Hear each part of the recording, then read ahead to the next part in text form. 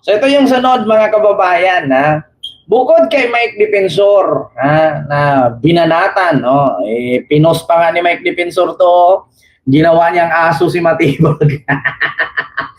Post ni Mike Defensor yan, ha, mga kababayan. Ito, Mike Defensor, ayan, ginawang aso si Matibag.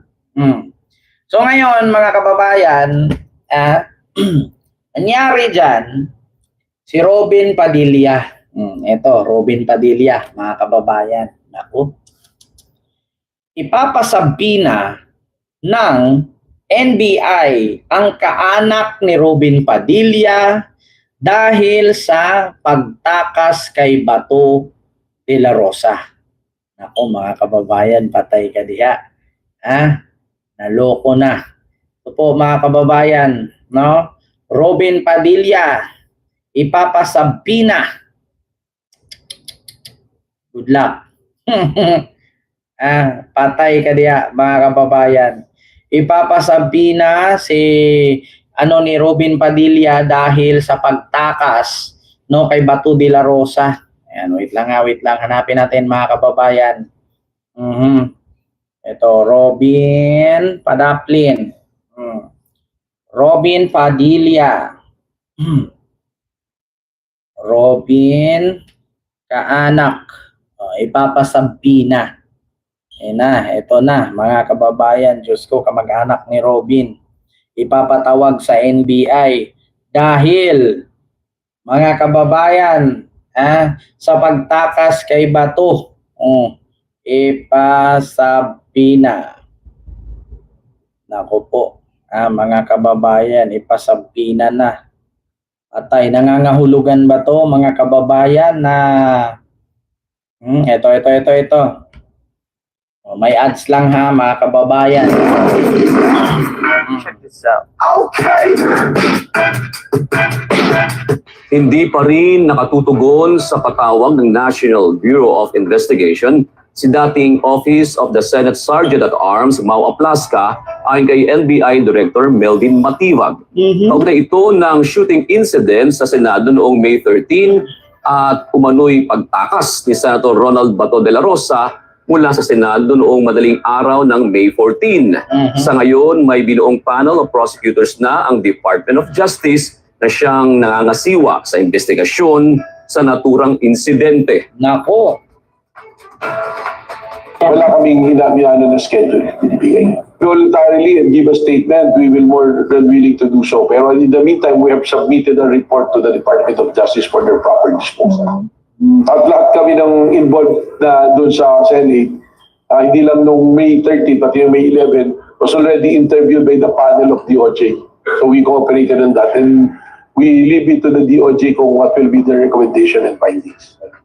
Samantala, ipinasusumpina na ng NBI ang Chief of Police ng Pasay City na si Police Colonel Joselito De Sesto, ang Deputy Chief of Staff ni Senator Robin Padilla na si Jean Robles at ang tiyuhin ni Senator Padilla na si Virgilio Carino kaugnay ng umano'y pagtakas ni Senator De La Rosa. Tiniyak ng NBI na tuloy-tuloy din ang kanilang ginagawang monitoring sa mga posibleng lugar kung saan nagtatago ang senador. Patay. Ako, mamlilito ni Hilo po. And kay Ricky Huntong. May club shoutout po sa iyo dyan. Ako, libel convicted. Hilo po. Yan yung sinasabi ko, mga kababayan, na mukhang maubos talaga sila lahat. Nako, ipapasampina na. Siyempre, pag ipasampina yan, magsasalita yan. Nako. Patay ka diya, mga kababayan. Yan yung sinasabi kong lana. Impas by. Impas goodbye. Papasampina. Naalala nyo, mga kababayan, kitang-kita sa CCTV sa Senado na yung ginamit na pick-up car, no, ay pagmamayari ng tiyuhin ni Robin na taga Pampanga, si Carino. Ano-ano kaya ni Culaong yan? Carino din si Culaong eh. Tapos mga kababayan, yung bahay, no, na ni Reed, no, nung nakaraan, Oo, wala doon si Bato, wala din doon yung sasakyan. Nasaan? Patay ka diya, mga kababayan. Kaya sa totoo lang, okay naman sana yung mga ganyan yung tumulong ka eh. Pero piliin nyo po yung tutulungan nyo. Dapat yung tutulungan nyo, hindi yung pugante. Diyos ko naman. Tutulungan ninyo pugante. Wale. Oo. Diba? Nako, Ma'am Corazon, may love shoutout po. iCourse Channel, ayan, may love shoutout si Henry, Ma'am R. Villegas, and kay Vicky de la Villa, ayan, may love shoutout po. Di Villa pala, Vicky de Villa. Ayun, so, ang totoo lang mga kababayan, mahirap, no? Alam nyo sa totoo, ito para sa akin na mga kababayan, magbigay ako ng reaksyon. Kasi bakit? Ganito po siya eh. Sa dinami-daming senador, hindi naman gumawa ng katulad sa ginawa ni Robin. Di ba? Hindi naman gumawa si Rapi Tulfo, si Erwin Tulfo, si Tito Sen, si Joel, si Jinggoy. Hindi naman na ginawang itaka si Bato, di ba? Bakit si Robin pabida-bida? Eh di ngayon napapahamak tuloy siya. Ayan, sinabi ko sa inyo, huwag nyo nang anuhin huwag nyo nang ganyanin kay masisira ang buhay nyo. Sabi nga ni Digong, huwag mong subukan. Masira ang buhay mo. Ba't ngayon naging ganun? Di ba? Di ba, Course Channel? Malaki lang talaga ang utak. Di ba? Yan ang sinasabi kong, huwag mong subukan. Sira ang buhay mo. Di, syempre, mga kababayan, kaya nga, libel convicted, isa din yan si, kung ako kay Robin, pag ganyan-ganyan, si Cayetano, idiin ko rin, damay-damay na to, damay-damay na to, kung ganun. Sa totoo lang, akala kasi nila magaling sila. Akala kasi nila, sa paningin nila ay makapangyarihan na talaga sila. Diyos ko, ngayon, ano nangyari? Nga. Ay, naku, hirap sa inyo.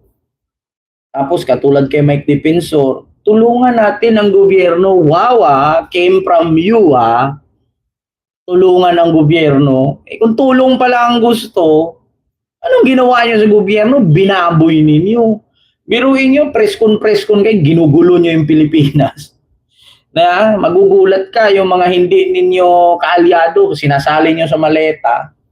Parang lang yan hindi kasi madaan sa tukhang, dinaan sa maleta. Yan alala nyo noon, pag kontrapartido ka ni Digong, nasa listahan ka ng tukhang, mamatay ka. Ngayon, hindi ka kapartido ni Sara, dinaan sa maleta, nilista para saan, hindi kayo boboto ng tao. Parang pinatay ka na din sa ginagawa nila. Diba? Naku, Diyos ko po, mga kababayan. Tapos biruin mo, senador ka ng Pilipinas, dapat isa kang ehemplo sa taong bayan. Pero anong ginawa mo? Tinakas mo yung pugante. Paano yun? Diba? Malaking sampal yun sa mga bumoto, malaking sampal yun sa mga butante. Oo. Na binuto ka kasi ang akala nila matinok ka. Kaya nga mahirap talaga mga kababayan, pag bumoto ka ng kriminal. Bakit? Kasi pag nanalo yan, magiging, alam nyo, kriminal na yan Pag nanalo yan, kriminal pa rin yan. Tingnan nyo, binoto nyo kriminal. Nung nanalo, criminal mind. Di na mabubura yan. Parang yan parang manyak yan Ang manyak, kahit buhusan mong initubig yan, manyak pa rin yan. Parang linta yan Pag binaliktad mo, linta pa rin. Di ba, mga kababayan? Mente Clacheca, hello po, and kay Julieta Pujeta, and kay Ma'am Lily Tunini, Ma'am Marites Mosni ng Cerisa Force, hello po. Kaya totoo naman talaga. Diyos ko. Kaya nga mahirap. Nga sabi ko, wag na dapat. Iwasan na dapat yung mga ganyang bagay. Pag nakita mo na kasi na may ginawa ng something noon, wag yun ng, Diyos ko, may record mamiyas, di ba? Ikaw, isipin mo, iboboto mo kasi gusto mo maligtas ang pamilya mo, maligtas ang ating bayan, tapos yung binoto mo, kriminal. Kasi dapat nga dito sa ating bansa, kapag may mga criminal records, bawal ka ng tumakbo sa politika eh. Kasi naisip nyo ba mga kababayan, try nyo mag-apply sa trabaho. Pag meron kang criminal record, ang hirap kaya makapasok sa trabaho.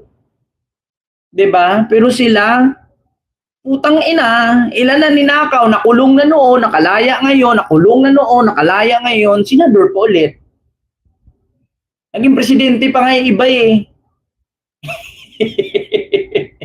Di ba? Pero pag tayong ordinaryong Pilipino, pag nag-apply ka sa trabaho, tapos may record kang pagnanakaw, may record kang pagpatay, wala na. Ang husga sa'yo, mula ulo hanggang paa, hanggang sa ilalim ng ingroon.